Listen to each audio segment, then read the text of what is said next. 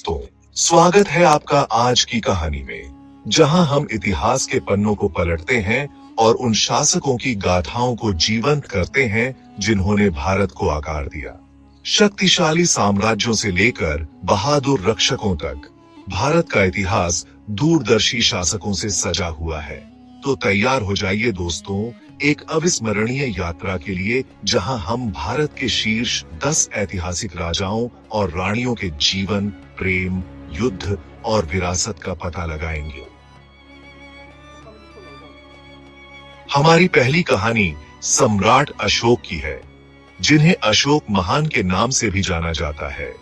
मौर्य वंश के इस शक्तिशाली शासक ने एक विशाल साम्राज्य पर शासन किया, जो आज के भारत, पाकिस्तान और अफगानिस्तान तक फैला हुआ था।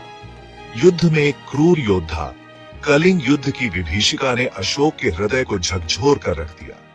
उन्होंने युद्ध की क्रूरता को त्याग दिया और बौद्ध धर्म अपना लिया, जो अहिंसा और करुणा का मार्ग प्रशस्त करता है। अशोक ने अपने पूरे साम्राज्य में धम्म के सिद्धांतों, नैतिक आचरण और धार्मिक सहिष्णुता का प्रचार किया। उन्होंने स्तंभों और शिलालेखों पर अपने शासन और दर्शन को उकेरा, जो आज भी भारत के इतिहास में एक शक्तिशाली गवाही के रूप में खड़े हैं। हमारी यात्रा हमें मुगल सम्राट अकबर की ओर ले जाती है, जो अपनी बुद्धिमत्ता, उदारता और धार्मिक सहिष्णुता के लिए जाने जाते हैं। अकबर ने कम उम्र में ही गद्दी संभाली और मुगल साम्राज्य को अभूतपूर्व ऊंचाइयों तक पहुंचाया। अकबर ने सुलह-ए-कुल यानी सार्वभौमिक शांति की नीति लागू की, जिसने सभी धर्मों के प्रति सम्मान और सहिष्णुता को बढ़ावा दिया। उन्होंने जजिया कर को समाप्त कर दिया, जो गैर मुस्लिमों पर लगाया जाता था, और विभिन्न धार्मिक समुदायों के विद्वानों और धार्मिक नेताओं को अपने दरबार में आमंत्रित किया। कला, साहित्य और वास्तुकला के संरक्षक अकबर ने अपने शासन काल में एक स्वर्णिम युग का नेतृत्व किया। उनके दरबार में अबुल फजल जैसे विद्वान और बीरबल जैसे मंत्री शामिल थे, जिन्होंने उनके शासन काल की महानता में योगदान दिया। हमारी यात्रा हमें अब 4वीं शताब्दी ईसा पूर्व में ले जाती है, जहां हम चंद्रगुप्त मौर्य से मिलते हैं, जो मौर्य साम्राज्य के संस्थापक थे और जिन्होंने भारत के इतिहास में एक नया अध्याय लिखा। एक महत्वाकांक्षी और करिश्माई नेता, चंद्रगुप्त ने अपने गुरु चाणक्य की मदद से नंद वंश को उखाड़ फेंका और एक विशाल साम्राज्य की नींव रखी, जो पूरे उत्तरी भारत में फैला हुआ था।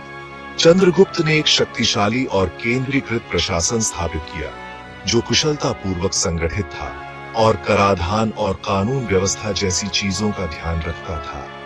उनकी सेना अपने युद्ध हाथियों और पैदल सेना के साथ उस समय की सबसे दुर्जय सेनाओं में से एक थी। अब हम 1857 के भारतीय विद्रोह के समय जाएंगे, जहां हम रानी लक्ष्मीबाई की अदम्य भावना का सामना करते हैं, जिन्हें झांसी की रानी के नाम से जाना जाता है। रानी लक्ष्मीबाई का जन्म एक महान परिवार में हुआ था और उन्हें बचपन से ही तलवारबाजी, घुड़सवारी और मार्शल आर्ट में प्रशिक्षित किया गया था। उन्होंने झांसी राज्य के राजा गंगाधर राव से विवाह किया, लेकिन नियति ने उनके लिए एक अलग ही राह तय की थी। जब राजा गंगाधर राव का निधन हो गया, तो अंग्रेजों ने डॉक्ट्रिन ऑफ लैप्स के तहत झांसी राज्य को हड़पने का प्रयास किया। रानी लक्ष्मीबाई ने अपने राज्य और अपने लोगों की रक्षा के लिए हथियार उठाए। उन्होंने असाधारण साहस और रणनीतिक कौशल का प्रदर्शन करते हुए अंग्रेजों के खिलाफ कई लड़ाइयों का नेतृत्व किया। उनकी बहादुरी और दृढ़ संकल्प ने उन्हें भारतीय विद्रोह के एक प्रतीक और एक राष्ट्रीय नायिका बना दिया। हालांकि रानी लक्ष्मीबाई युद्ध में शहीद हो गई, लेकिन उनकी कहानी पीढ़ी दर पीढ़ी चली आ रही है, जो साहस, देशभक्ति और उत्पीड़न के खिलाफ प्रतिरोध का प्रतीक है। हमारा सफर हमें 17वीं शताब्दी में ले जाता है, जहां हम शिवाजी महाराज से रूबरू होते हैं, जिन्होंने मुगल शासन को चुनौती दी और मराठा साम्राज्य की नींव रखी। शिवाजी महाराज का जन्म एक मराठा सरदार परिवार में हुआ था। उन्होंने कम उम्र में ही मुगल शासन के खिलाफ विद्रोह का बीड़ा उठाया। एक कुशल सैन्य रणनीतिकार और छापामार युद्ध के उस्ताद, उन्होंने रायगढ़ किले को अपनी राजधानी बनाया। शिवाजी महाराज ने एक शक्तिशाली मराठा साम्राज्य की स्थापना की। उन्हें एक राष्ट्रीय नायक के रूप में याद किया जाता है। शिवाजी महाराज की कहानी साहस और दृढ़ संकल्प की कहानी है। हमारी यात्रा हमें 16वीं शताब्दी में मेवाड़ ले जाती है, जहां हम महाराणा प्रताप के अदम्य साहस और दृढ़ संकल्प का सामना करते हैं, जिन्हें मेवाड़ के शेर के रूप में जाना जाता है। उन्होंने हल्दी घाटी के युद्ध में मुगल सेना का डटकर मुकाबला किया और मुगलों से अपनी मातृभूमि को पुनः प्राप्त करने के लिए संघर्ष किया। महाराणा प्रताप की कहानी साहस, दृढ़ संकल्प और मातृभूमि के प्रति प्रेम की कहानी है। हमारी यात्रा हमें 12वीं शताब्दी में ले जाती है, जहां हम पृथ्वीराज चौहान की वीरता और शौर्य का सामना करते हैं, जो अजमेर और दिल्ली के राजा थे। पृथ्वीराज चौहान अपनी बहादुरी, तीरंदाजी कौशल और सैन्य रणनीति के लिए प्रसिद्ध थे। पृथ्वीराज चौहान को मोहम्मद गोरी के साथ उनकी लड़ाई के लिए जाना जाता है, जो एक तुर्क आक्रमणकारी था जिसने भारत पर विजय प्राप्त करने की मांग की थी। दोनों राजा 2 बार तराइन के युद्ध में भिड़े, जो भारतीय इतिहास में एक महत्वपूर्ण मोड़ साबित हुआ। पृथ्वीराज चौहान की कहानी साहस, शौर्य और अपनी मातृभूमि की रक्षा के लिए अदम्य भावना का प्रतीक है। उन्हें एक महान योद्धा और एक कुशल रणनीतिकार के रूप में याद किया जाता है, जिन्होंने भारत की रक्षा के लिए अपने प्राण न्योछावर कर दिए। हमारा सफर हमें 16वीं शताब्दी में गोंडवाना ले जाता है, जहां हम रानी दुर्गावती के अदम्य साहस और दृढ़ संकल्प का सामना करते हैं, जिन्हें गोंडवाना की शेरनी के नाम से जाना जाता है। रानी दुर्गावती का जन्म चंदेल राजपूत परिवार में हुआ था और उन्हें बचपन से ही तलवारबाजी, घुड़सवारी और युद्ध कौशल में प्रशिक्षित किया गया था। उन्होंने गोंडवाना के राजा दलपत शाह से विवाह किया और अपने पति की मृत्यु के बाद उन्होंने अपने नाबालिग बेटे के नाम पर रियासत संभाली। रानी दुर्गावती एक कुशल प्रशासक और एक निडर योद्धा थी। उन्होंने अपने राज्य का विस्तार किया और अपने लोगों के कल्याण के लिए काम किया। उन्होंने अपने राज्य पर आक्रमण करने वाले मुगल सेनाओं का डटकर मुकाबला किया, जिसका नेतृत्व अकबर के सेनापति आसफ खान ने किया था। रानी दुर्गावती ने अपने सैनिकों का नेतृत्व करते हुए असाधारण साहस और रणनीति का परिचय दिया। हालांकि वे संख्या में कम और संसाधनों से वंचित थीं, उन्होंने अपनी अंतिम सांस तक लड़ाई लड़ी और अपनी मातृभूमि की रक्षा के लिए अपने प्राण न्योछावर कर दिए। दुर्गावती की कहानी साहस, बलिदान और मातृभूमि के प्रति अटूट प्रेम की कहानी है। उन्हें एक प्रेरणादायक व्यक्ति और एक प्रतीक के रूप में याद किया जाता है, जिन्होंने विषम परिस्थितियों में भी अपने सिद्धांतों से समझौता नहीं किया। हमारी यात्रा हमें 7वीं शताब्दी में ले जाती है, जहां हम हर्षवर्धन से मिलते हैं, जो पुष्यभूति वंश के एक महान शासक थे और जिन्होंने उत्तरी भारत में एक विशाल साम्राज्य पर शासन किया था। हर्षवर्धन एक कुशल विजेता, विद्वान और कला के संरक्षक थे। उनके शासनकाल को भारत के स्वर्णिम युग के रूप में जाना जाता है। हर्षवर्धन ने कन्नौज को अपनी राजधानी बनाया और अपने राज्य का विस्तार पूर्वी भारत तक किया, जहां उनका सामना गौड़ के शासक शशांक से हुआ था। उन्होंने दक्षिण भारत में भी अभियान चलाया, लेकिन चालुक्य राजा पुलकेशिन द्वितीय ने उन्हें रोक दिया था। हर्षवर्धन अपने धार्मिक सहिष्णुता के लिए जाने जाते थे और वे बौद्ध धर्म और शैव धर्म दोनों के अनुयायी थे।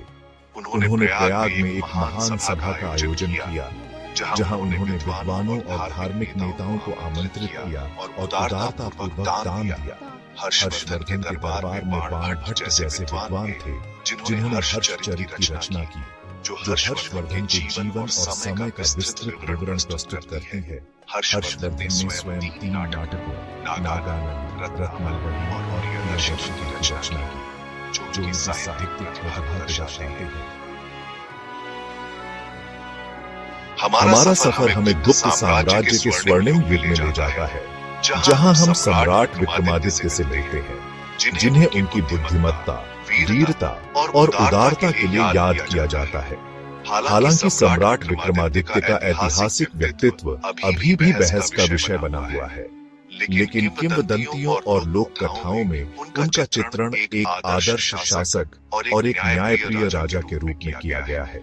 सम्राट विक्रमादित्य को उनकी बुद्धिमत्ता और न्याय के लिए जाना जाता था। कहा जाता है कि वे नवरत्नों यानी 9 रत्नों से घिरे हुए थे, जो अपने अपने क्षेत्रों के विद्वान, कवि, खगोलविद और कलाकार थे। सम्राट विक्रमादित्य का शासनकाल कला, विज्ञान और साहित्य के उत्कर्ष का काल था। उन्हें संस्कृत भाषा और संस्कृति का महान संरक्षक माना जाता है। विक्रम संवत एक भारतीय कैलेंडर युग उनके नाम पर है और आज भी भारत में व्यापक रूप से उपयोग किया जाता है।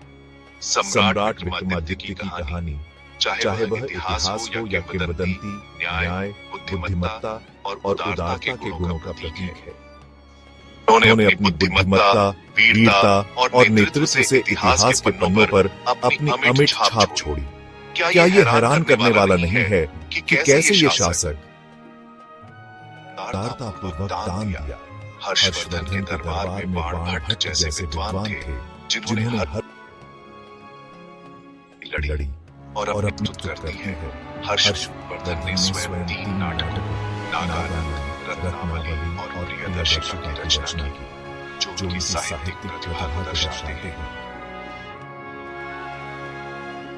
हमारा सफर हमें गुप्त साम्राज्य के स्वर्णिम युग में ले जाता है, जहां हम सम्राट विक्रमादित्य से मिलते हैं, जिन्हें उनकी बुद्धिमत्ता, वीरता और उदारता के लिए याद किया जाता है। हालांकि सम्राट विक्रमादित्य का ऐतिहासिक व्यक्तित्व अभी भी बहस का विषय बना हुआ है, लेकिन किंवदंतियों और लोक कथाओं में उनका चित्रण एक आदर्श शासक और एक न्यायप्रिय राजा के रूप में किया गया है।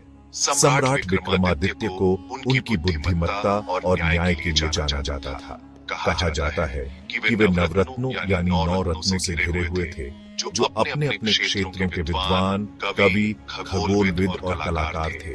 सम्राट विक्रमादित्य का शासनकाल कला, विज्ञान और साहित्य के उत्कर्ष का काल था। उन्हें संस्कृत भाषा और संस्कृति का महान संरक्षक माना जाता है। विक्रम संवत एक भारतीय कैलेंडर युग उनके नाम पर है और आज भी भारत में व्यापक रूप से उपयोग किया जाता है। सम्राट विक्रमादित्य की कहानी, चाहे वह इतिहास हो या किंवदंती, न्याय, बुद्धिमत्ता और उदारता के गुणों का प्रतीक है। उनकी विरासत आज भी भारत की सांस्कृतिक चेतना को आकार देती है, जो एक आदर्श शासक की शक्ति और प्रभाव की याद दिलाती है। तो दोस्तों, ये थे भारत के 10 महान शासक, जिन्होंने अपनी बुद्धिमत्ता, वीरता और नेतृत्व से इतिहास के पन्नों पर अपनी अमिट छाप छोड़ी। क्या ये हैरान करने वाला नहीं है कि कैसे ये शासक सदियों पहले हुए आज भी हमारी कल्पना को मोहित करते हैं और हमें प्रेरित करते हैं। इन शासकों की कहानियां हमें याद दिलाती हैं कि सच्ची महानता केवल विजय और साम्राज्यों में नहीं, बल्कि न्याय, करुणा और ज्ञान की खोज में भी निहित है। यह हमारी जिम्मेदारी है कि हम इन नेताओं की विरासत को संजोएं और आने वाली पीढ़ियों के लिए उनकी कहानियों को जीवित रखें। तो अगली बार जब आप इतिहास के बारे में सोचें, तो याद रखें कि यह केवल अतीत की घटनाओं का संग्रह नहीं है, बल्कि उन पुरुषों और महिलाओं की कहानी है जिन्होंने दुनिया को बदल दिया और जिनकी विरासत